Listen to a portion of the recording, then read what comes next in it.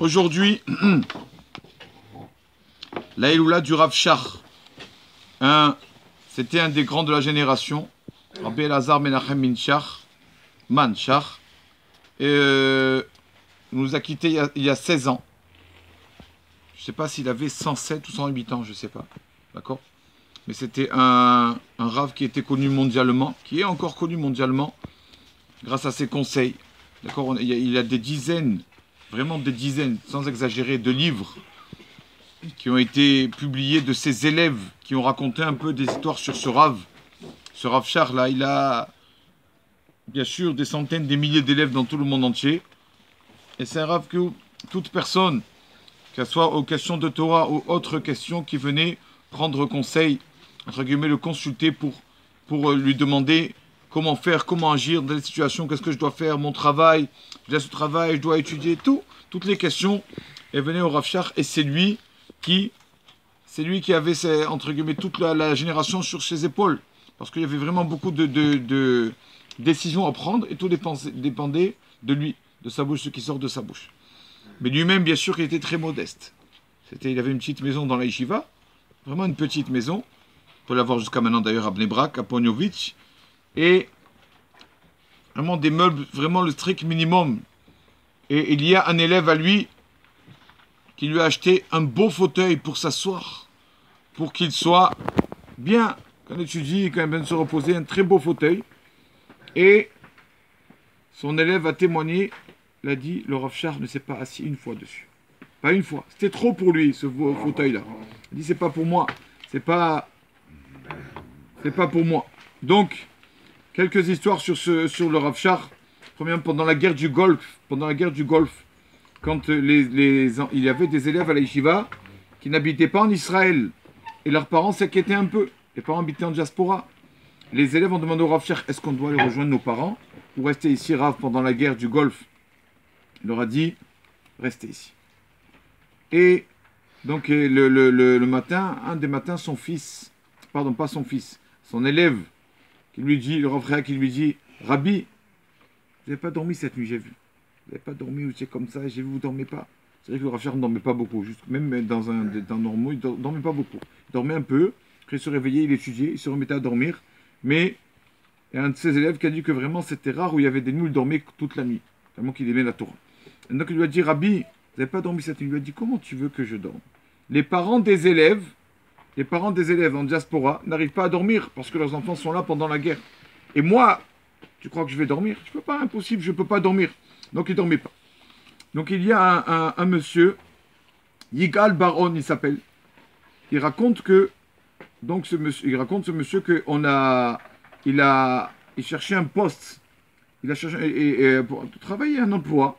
Et on a pris comme un shgiar kashrut, un chômeur qu'on appelle ici en France, un chômeur qui fait attention à la kashrut.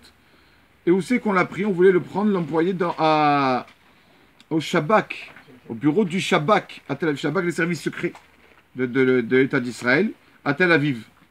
Au début, il ne pouvait pas venir comme ça. Il ne peut pas rentrer comme ça, n'importe quelle personne fait rentrer. Et donc, de partout où il allait, il devait se faire accompagner ce mashgiar kashrut, là, ce chômeur, au début, pour savoir vraiment qui est-il, où il va, etc. Est-ce qu'il rentre à la maison, parce que, donc on lui a fait bien sûr beaucoup d'interrogatoires avant de lui permettre de pouvoir être mashgiar kashrut, être chômeur là-bas au Shabak, dans les bureaux du Shabak. Et il dit que, quand on lui a fait l'interrogatoire, là-bas c'était quelqu'un du Shabak qui était bien sûr qui était déjà quelques dans le Shabak, le monsieur lui a dit, posé plusieurs questions, d'où tu es, où es-tu, qu'est-ce que tu as fait dans ta vie, quelle maternelle étais-tu, bien sûr des questions très minutieuses, où tu as étudié, de quelle année à quelle année. Et il arrive, moi il lui dit, et pendant 2 ans, j'ai étudié à la yeshiva Ponyovitch, la yeshiva à Bnei Brak. Alors l'interrogateur qui lui dit, écoute, tu peux te poser une question, indépendamment de ton nouvel emploi, je veux te poser une question. Qu'est-ce qui t'a apporté d'être à la yeshiva? Tu peux m'expliquer? Qu'est-ce qui t'a apporté? Tu as étudié des années de la Torah, qu'est-ce que tu as fait là-bas? Tu as un diplôme? Sur la yeshiva, tu n'as pas de diplôme. Qu'est-ce que tu as fait? Du matin au soir, lire. Il y a quelque chose qui t'est resté de tout cela? Tu peux me dire? Alors, le monsieur l'a dit, est-ce que tu as entendu parler de mon Rosh Yeshiva, le Rav Shach? Le Rav Shach, qui ne connaît pas le Rav Shach? Impossible, dans tout Israël, qu'on soit dans la Torah, non religieux, qu'on n'aime pas la Torah, impossible. Tout le monde a entendu parler de ce tzaddik le Rav Cher, c'est sur le Rav Cher. Il lui a dit, tu te rappelles du Rav Cher? Il lui a dit, oui. Il lui a dit, ben, je vais te raconter une histoire sur le Rav Cher, sur mon Rav. Voilà ce qui m'est resté. Il dit, mon Rav, le Rav Cher, une fois, il est arrivé à la synagogue à côté de la yeshiva pour prier mincha, faire mincha. Et l'heure de mincha n'était pas encore arrivée. Donc le Rav Cher, qu'est-ce qu'il a fait? Pour gagner du temps, bien sûr, ne pas perdre son temps, il est allé à la bibliothèque, il a pris un livre, le Rav Cher. Et donc les fidèles arrivent, chacun arrive, et arrive un fidèle, et il voit que le Rav Cher est assis à sa place. Sûrement, il ne connaissait pas le Rav Cher, il n'a pas vu que c'est lui, je ne sais pas. Il a commencé à crier. « Allô? Qu'est-ce que tu fais là? Tu ne sais pas que c'est ma place? C'est pas la première fois que tu t'assois là. Tu n'as pas trouvé une autre place dans la synagogue que ma place? » Et il crie, il a crié sur le Rav Cher comme ça. Il a dit, et alors le personne qui veut se faire, qui veut travailler au Shabbat, qui lui demande à son interrogateur, qu'est-ce que tu aurais fait toi? Quelqu'un il te crie comme ça devant tout le monde. Qu'est-ce que tu aurais fait? Dis-moi. Alors là, je lui rends la monnaie. Moi, si je lui crie comme il faut, je lui demande comment si je lui dis, ah, calme-toi. Alors j'ai pris ta place, c'est tellement grave. Qu'est-ce qu'il ne peut pas parler gentiment? Il lui a dit, alors, tu sais ce qu'il a fait, Rav Cher? Rav Cher s'est levé. Je vais vers la personne, il est venu, il l'a enlacé. Il a vraiment enlacé. Il l'a embrassé, il lui a dit, comme je suis vraiment désolé, je ne savais pas que c'était ta place. S'il savait que c'était ta place, jamais j'aurais pensé à m'asseoir ici. Et il l'a enlacé, il lui a dit, je te demande pardon, s'il te plaît, pardonne-moi de la peine que je t'ai fait. Il lui a dit, voilà. Si j'étais à la yeshiva pendant 2 ans, rien que pour voir ça, la conduite d'un rave, comment il se conduit, il a dit, ça me suffit. Il a dit, moi j'ai fait que 2 ans après, je suis parti. Mais imagine ceux qui ont fait plusieurs années, combien de choses ils ont vu. Donc vraiment, de la part de ce tzaddik. Donc vraiment, c'était un rave, faisait attention. Bon, il était tout le temps Torah, c'est vrai. Mais à côté de cela, aussi, il faisait attention aussi au kavod azulat, au kavod de son prochain. Il y a beaucoup d'histoires.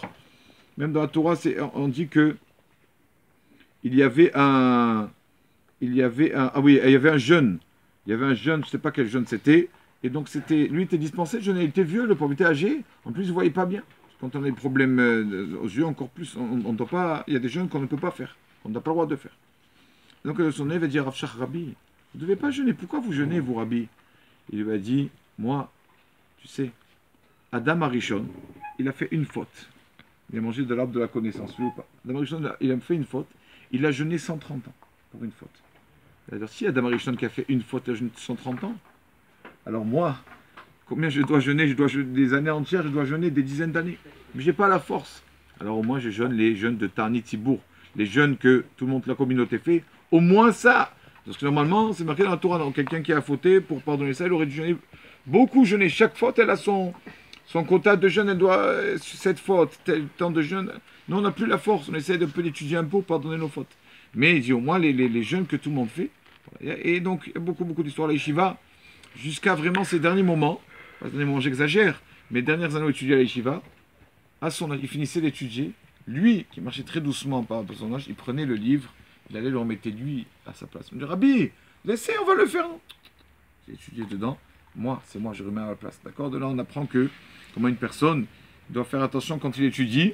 D'accord? Il y a une lettre du Taipelaire sur ça, que l'essentiel, c'est pas que d'étudier, c'est d'après remettre le livre à la place. Ranger le Beth Midrash. Comme on range le salon à la maison, le Beth Midrash aussi, on doit le ranger, au moins ranger dans le livre. C'est la moindre des choses. C'est marqué aussi que, vous savez que dans la halakha, normalement, souvent les gens se pressent pour enlever les tefillin. On dirait que c'est un poids. Dès que on dirait qu'ils sont pressés.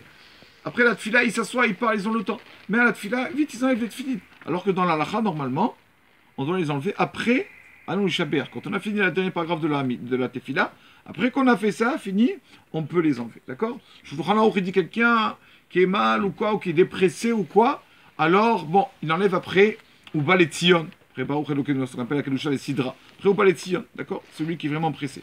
Et le Rav Cher, lui, justement, il a enlevé cette filine souvent après au Baletzion. Et on dit, Rabbi, pourquoi vous faites ça? Pourquoi vous n'attendez pas jusqu'à la fin de la prière? Comme tout le monde vous êtes pressé, il leur a dit, j'ai mal au ventre. J'ai mal au ventre. Et je ne veux pas, Chazé Shalom, avoir les tefilines sur moi. Et quand j'ai mal au ventre, donc c'est pas kavod, on n'a pas le droit de mettre les tefilines quand on a mal au ventre. On n'a pas le droit de les avoir. Donc je fais le strict minimum, je les mets. Dès qu'on finit, Baruch Elokeinu, je les enlève. D'accord? Parce que j'ai mal au ventre. Mais normalement, dans la halakha, il faut savoir, personne qui n'est pas pressé, je parle, qui a le temps, qui a un peu de temps, qu'il attend jusqu'à la fin, il dit Anou Shaber avec les tefilines, après il enlève ces tefilines. Baruch Adonai Leolam. Amen. Amen.